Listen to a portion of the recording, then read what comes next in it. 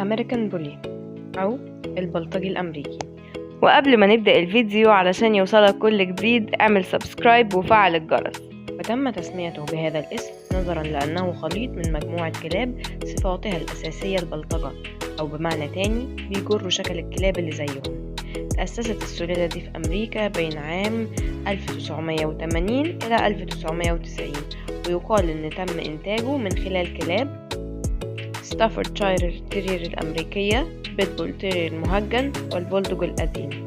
كما أشارت إحدى بيوت التأسيس واللي بيملكها ديف ويلسون إنه تم إنتاجه من الاثنين الأوائل اللي هم الستافوردشاير تيرير الأمريكي وبيتبول المهجن مع البولدوج، ولكنه من وجهة نظر متخصصين تم تهجينه من مجموعة تانية، واللي بظن بنسبة كبيرة إنهم كانوا الأصح في التعرف على السلالة دي، وبيرجع ده للشبه الكبير بينهم في الوش والحجم اللي بيتكون من البولدوج الأمريكي والبولدوج الإنجليزي والبولدوج الإنجليزي القديم والبولدوج الفرنسي والأمريكي ستافوردشاير.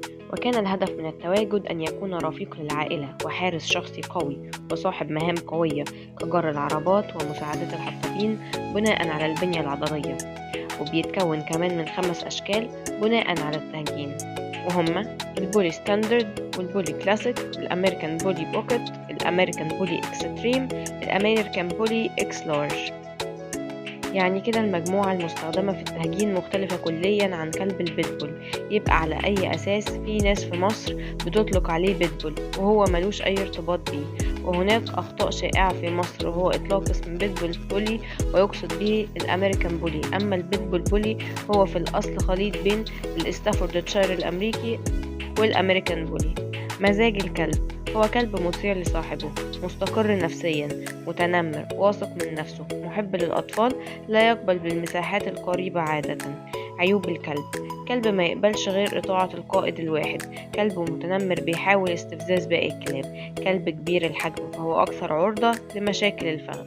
المواصفات البدنية: بناء على متوسط أحجام الأشكال المختلفة، الوزن ما بين 30 إلى 40 كيلو، الارتفاع بين 33 إلى 50 سنتي، العمر من 8 ل 13. لو عجبك الفيديو اعمل لايك وكومنت وشير لحد يهمه الأمر.